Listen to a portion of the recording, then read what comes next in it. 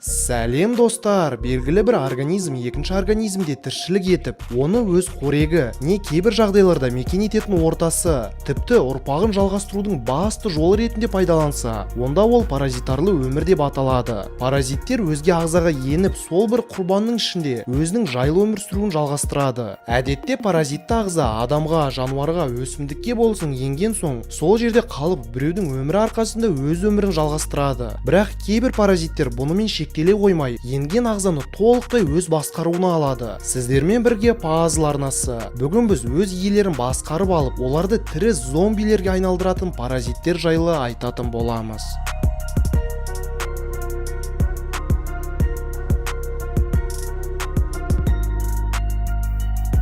Ара шабандоз. Бұл жәндік құрттарды өз ұрпағын жалғастырушы инкубаторы ретінде пайдаланады. Жәндіктер әлемі сондай қарапайым болып көрінгенімен, бұл жерде өз өмірін жалғастырып көбею үшін сұмдық тактикалар қолданылады. Солайша ара шабандоз құрттың ішіне өзінің 80-нен аса дернәсілдерін салып кеткен соң, құрттың өмір сүруі өзгере бастайды. Ішіндегі паразиттері дамыған сайын құрт өзі үшін емес, сол дамып өсіп келе жатқан дернәсілдері үшін өмір сүреді. Құрт екі есе көп жей бастайды. Ал паразиттер болса құрттың ішкі құрылыстарымен қоректеніп өсе түседі. Әбден өскен ара шабандоздың дернәсілдері құртты жан-жақтан тесіп, жыртып сыртқа шыға бастайды. Ең таң қалдыратыны, құрт тек тірі қала қоймай, жаңа ортаға бейімделмеген дернәсілдердің үстіне қалың пілә құрып, оны өлгенше дейін қорғап тұрады. Бұл сонда қалай болған деген сұрақ сізде пайда болса, құрттың ішіндегі екі дернәсіл дамымай қалып, оның миына бұл оның дернәсілдері деген алдамшы сезімді тудырып, оны толықтай өзінің басқаруына алады.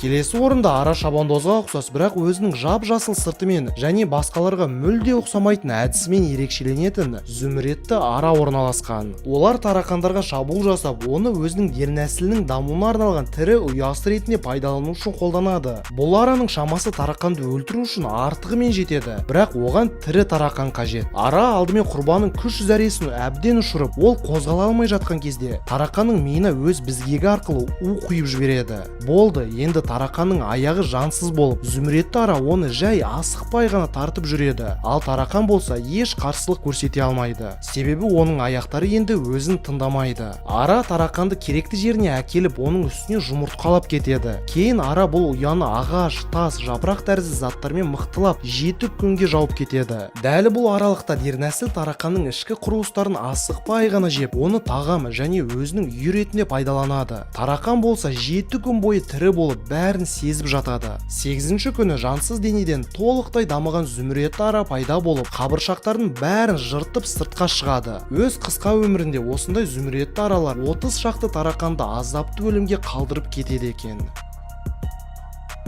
Саккулина. Бұл планктон тәрізді мұхитта өз құрбан іздейтін паразиттің бір түрі. Әдетте саккулиналар шаяндардың ағзасында дамуды таңдайды. Себебі оларға бұл өте қолайлы. Неге екенін дәл қазір көресіз. Ол суда шаянның шымшуырына жабысып қалып, бірнеше күнде өткір ине тәрізді безгегімен оның шымшуырын бұрғылап ағзасына өз үйіне сияқты кіріп кетеді. Енді саккулина шаянның ішінде қоректеніп, оны ақырындап уақыт өткен сайын басқара бастайды. Ол көбінесе өзінің инкубатор ретінде еркек шаяндарды таңдайды. Жыныс мүшесін жойған соң, шаян саккулинаға толықтай бағынады екен. Шаян енді өзін ұрғашымын деп ойлап, саккулинаның уылдырығын өзіндікіндей қорғап, оған қолайлы жағдайды жасап, уақыт келгенде паразиттің айтуы бойынша арнайы жерге барып, уылдырықтарды шаша бастайды. Ағзасы паразитке жұққан шаян бұл процесті енді өмірінің соңына дейін жалғастырады. Бір қызығы, паразиті бар шаян кәдімгі шаяндарға қарағанда ұзағырақ өмір сүреді. Себебі ол енді өзіне, нақтырақ айтатын болсақ, саккулинаның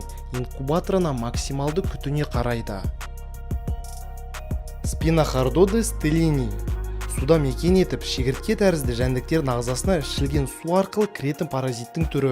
Бұл паразит дәл осылай шегірткеге кіреді. Шегіртке болса ағзасына өзінен де үлкен болып өсетін паразиттің бар екенін ұзақ уақыт байқамай жүре береді. Бірақ уақыты келгенде шегіртке кенеттен су іздей бастайды. Ол өз өмірін толықтай ұмытып, күні-түні спинохардодеске қолайлы жерді іздей бастайды екен. Керекті жер табылған соң, паразит шегірткені тесіп шығып, суға өз өмірін жалғастыру үшін босап шығады. Ал шегіртке болса енді бірнеше секунд қана тірі болып, осылайша біреудің өмірі жалғассын деп өзі өліп қалады. Химениопсис аргирофагарасы тек қана өрмекшілердің үстіне жұмыртқалайтын паразитарлы жолдар арқылы көбейетін жәндік. Ол өрмекшінің үстіне қонып, оның өзін уымен ұйықтатып тастайды да, жұмыртқасын оның ішіне салып кетеді. Өрмекші оянып, енді өмірінің соңына дейін паразиттің дамып қоректенетін жері болатынын білмей де жүреді екен. Бірнеше күн өткен соң дернәсіл сыртқа шығып, өрмекшіні сырттай жей бастайды. Химиялық реакция арқылы ол өрмекшінің жүйке жүйесін басқарып алады. Өрмекші болса өз әдемі торын бұзып, осындай мүлде симметриясы жоқ жап-жаман торды тоқып шығады. Ондай тор өрмекші үшін қолайсыз, бірақ одан оны ешкім сұраған жоқ. Бұл бұйрық, және өрмекші оны орындайды. Енді осындай өз қолдарымен жасалған торға өрмекші жабысып, құрттың азығы болады. Лейкохлоридиум парадоксум. Бұл паразит торғай тәрізді кіші құстардың ішінде өмір сүреді, ал ол жерге кіру үшін паразит өте ерекше жолды өтеді. Дәл қазір сіз көріп отырған видеода ұлу паразитке толық қорегін жеп жатыр. Енді оның ағзасы паразиттердің ұясына айналып кетті. Еш уақыт жоғалтпай парадоксум ұлудың ағзасын толықтай жаулап алып, оның басы мен көзіне еніп, осындай ерекше көріністі тудырады. Қозғалып жатқан құртқа ұқсас паразиттер бірден көзге түседі. Түрлі түсті жыбырлаған осы бір ұлудың көздері жасыл шөптердің арасында оңай ғана байқалады. Бірақ парадоксумға бұл жетпейді. Ол одан ары үлкейіп, ұлуға күн түсіп тұрған жерге баруға бұйрық береді. Керек жерге келген соң зомби ұлу бірден торғайдың көзіне түседі. Торғай болса оны жыбырлап жатқан құрт деп ойлап, көзін жұлып жеп қояды. Міне осылайша паразит өзіне ең қолайлы жерге қайтып келеді. Міне дәл осы жол шексіз жалғаса береді. Торғайдан ұлуға, ұлудан торғайға. Яғни торғай басынан ішін босатып, басқа ұлуларды жұқтырады. Осылай тоқтаусыз жалғаса береді. Кардицепс 48 миллион жыл бойы паразитарлы өмір арқылы тарап жүрген саңырауқұлақтың түрі.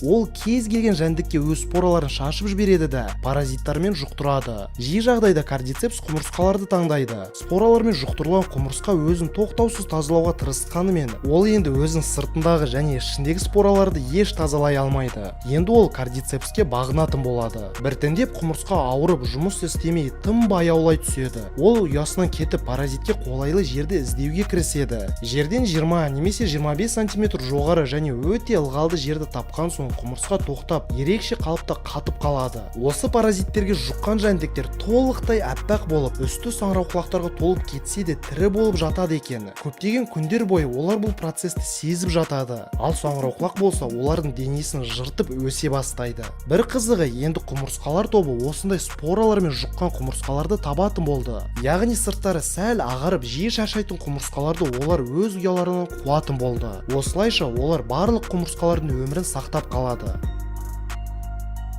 Міне достар, бүгінгі видеомызда біз ерекше паразитарлы әдістер арқылы өз құрбандарын зомбиге айналдыратын жәндіктер жайлы көрсеттік. Ал біз болсақ, бұл видео сіздерге ұнады деген ойдамыз. Ұнаған болса, міндетті түрде лайктарыңызды басып, осы жайлы өз ойларыңызды пікір алаңға қалдырып отырыңыздар. Біз барлық пікірлерді оқимыз. Ал егер осыдан да қызықты видеоларды көргіңіз келсе, міндетті түрде арнамызға тіркеліп, қасындағы шыққан қоңыраушаға басып қойыңыздар. Сіз байқап қалған шығарсыз, дәл қазір арнамызда 1 миллион көрермен жиналайын деп қалды. Енді пазл бөлшектерін 1 миллионға жеткізу үшін кімде-кім дәл қазір арнамызға тіркелмеген болса, тіркеліп, әрдайым бізбен бірге болыңыздар.